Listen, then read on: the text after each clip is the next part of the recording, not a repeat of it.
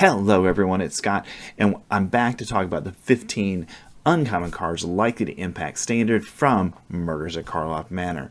So this is our third video in our series of top 15s or 10s based on the rarity of cards from Murders at Karlov Manor, and we'll dive in just a second, but remember to like and subscribe to get further content like this throughout Murders at Karlov Manor spoiler season, but also in future sets as well. So let's dive in to the 15 best uncommons likely to impact Standard over the next 3 years. First, we've got at 15 Karlov Whipcracker for a black and a green mana. You get an Insect Assassin. That's a 3/2 with reach.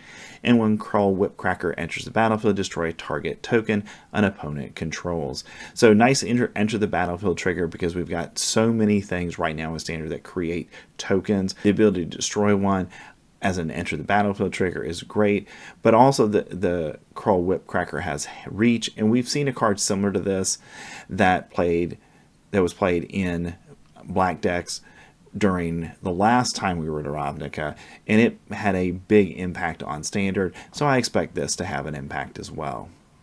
Next at 14 we have Gleaming Geardrake for a blue and a red mana. You get an artifact creature, that's a Drake, and is a 1/1 with flying. And when Gleaming Geardrake enters the battlefield, you get to investigate. And whenever you sacrifice an artifact, put a +1/+1 counter on Gleaming Geardrake.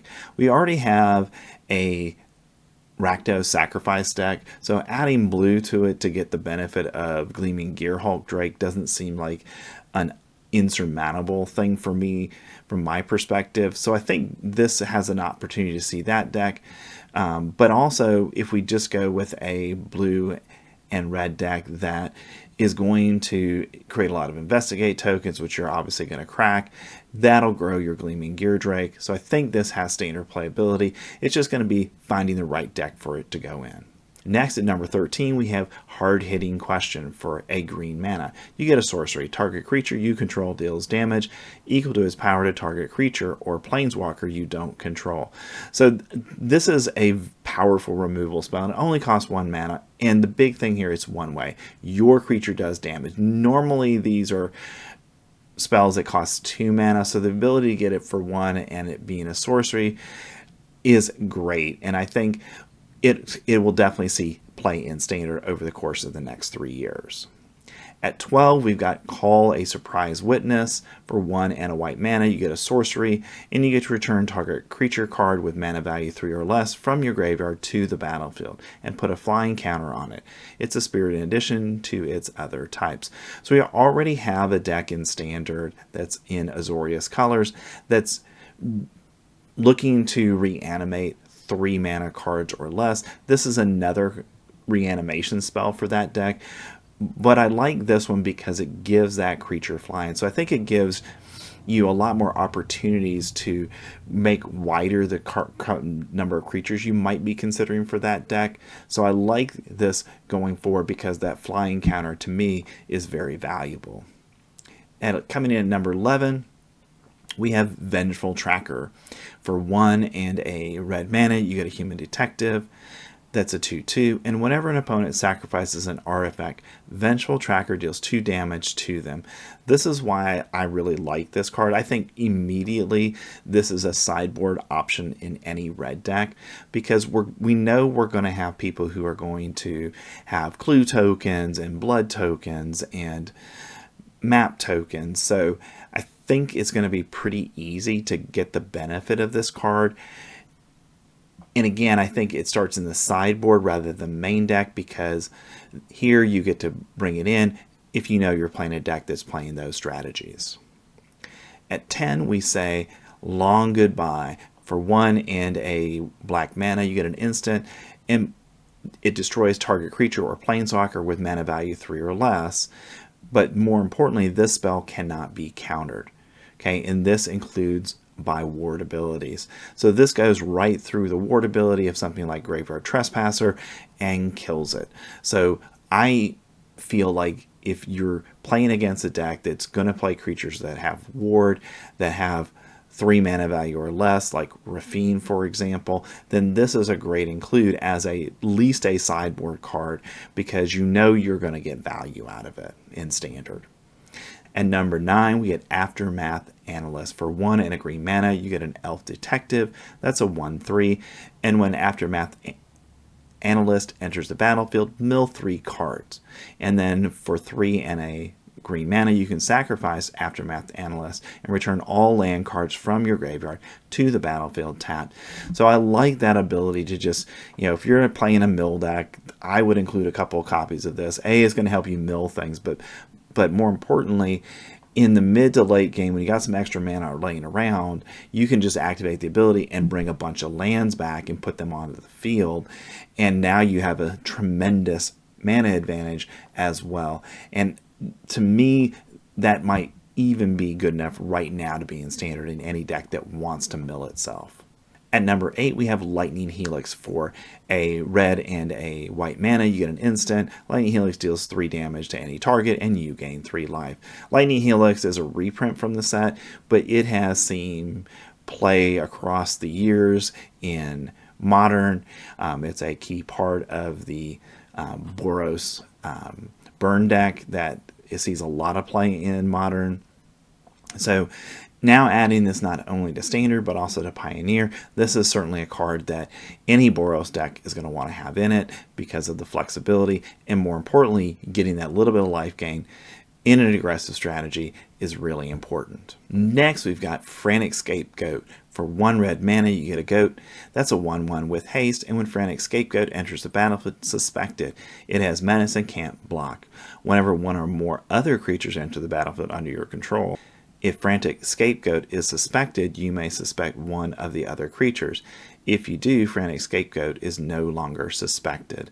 So I think what we'll see is this gets played, and then you'll transfer it to a card in red that can't block anyways, and now giving them the added advantage of having menace.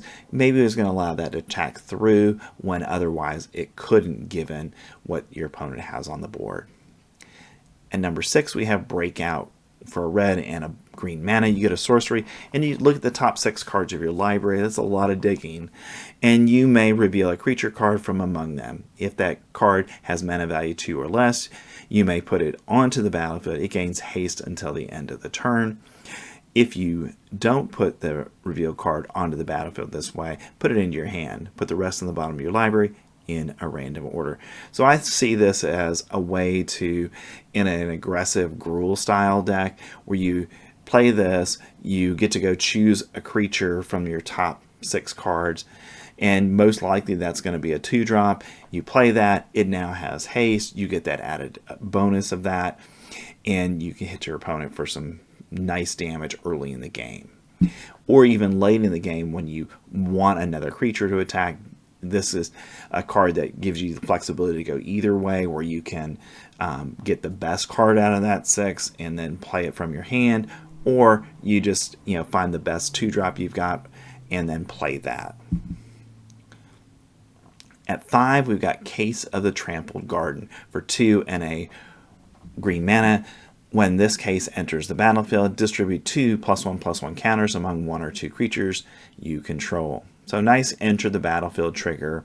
To solve it, creatures you control have total power 8 or greater, which I don't see as a problem in green, because green probably, even when you play this, is going to be pretty close to that anyways.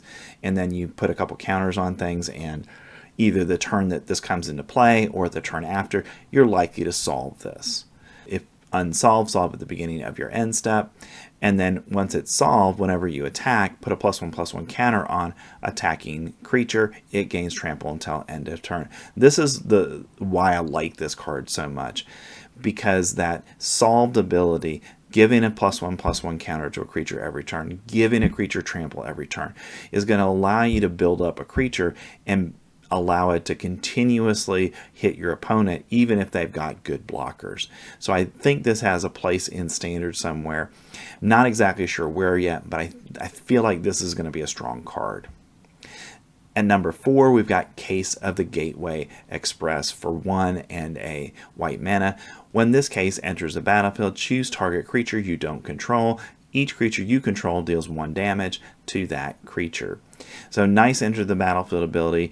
You can, if you've got a wide board, you can go kill their biggest creature, with this, or you can kill at least hopefully something with this. And then to solve it, you have to attack with 3 or more creatures this turn, which I think is an easy ability in any white deck that this is likely to go into. And then once it's solved, creatures you control get +1/+0. So it's going to bump up all of your creatures, giving that little bit of extra power that probably can end the game in a turn or 2. And now, am I playing 4 of this in a deck? Probably not, but I think 2 or 3 copies is reasonable as a way of removing cards on your opponent's side, that that pesky creature that you just can't handle otherwise. But again, once it's solved, you get that added bonus of adding +1 power to all of your creatures, and I think for that reason this is a card that's worth playing in Standard. At number 3, we have Fey Flight. For 1 and a blue mana, you get an enchantment that's an aura with flash. An enchant creature. When Fey Flight enters the battlefield, enchanted creature gains hexproof until end of turn. Enchanted creature gets +1/+0 and has flying. Now, we've got some 1 mana spells that do this as well, but I think this may become the go-to blue protection spell, because giving that creature flying, giving that creature +1 to its power are really nice abilities, and for that 1 extra mana, I would certainly be willing to do that in Standard and get that added benefit. Next, at number 2, we've got No More Lies. For a white and a blue mana, you get an instant, and you get to counter target spell unless its controller pays 3. If the spell is countered this way, exile it instead of putting it into its owner's graveyard. So great counter spell here. Yes, it's a white and a blue, but you're probably playing it in an Azorius deck anyways, even if it was 1 and a blue for this. But that added ability of it costing the opponent 3 mana to counter this instead of just 2, I think matters a whole bunch in Standard. So I see the Azorius control decks immediately shifting to this, and I think any other Azorius deck is going to want to go to this over the other options we have in Standard. At number 1, we've got Repulsive Mutation. For X, a green and a blue mana. You get to put X +1/+1 counters on target creature you control, then counter up to 1 target spell unless its controller pays mana equal to the greatest power among creatures you control. So very powerful counter spell ability. The previous one we looked at in Azorius, this one's in Simic, and Simic typically doesn't get counter spells, so I really like that aspect of this. But in the late game, if you don't need to counter something, you can always just pump excess mana to this and build up one of your creatures by giving it a bunch of +1/+1 counters, and maybe hopefully it's an evasive threat that has something like flying, and that can end the game right there. So my top card is Repulsive Mutation from the uncommons from Murders at Karlov Manor. All right, thanks for staying to the end and looking at my list. Tell me what you think in the comment section. Did I miss something? Originally, I started with over 20 cards that I was looking at for the list. That's why I ended up with 15, because I felt like the uncommons in this set, while they're not overpowered, they're very good players in Standard, meaning that they're cards that we're going to see played because they fill nice roles in Standard decks. All right, that's it for this one. Thanks for staying to the end again, and remember to like and subscribe to get further content like this throughout Murders at Karlov Manor spoiler season and in future spoiler seasons. Thanks. I'll see you next time.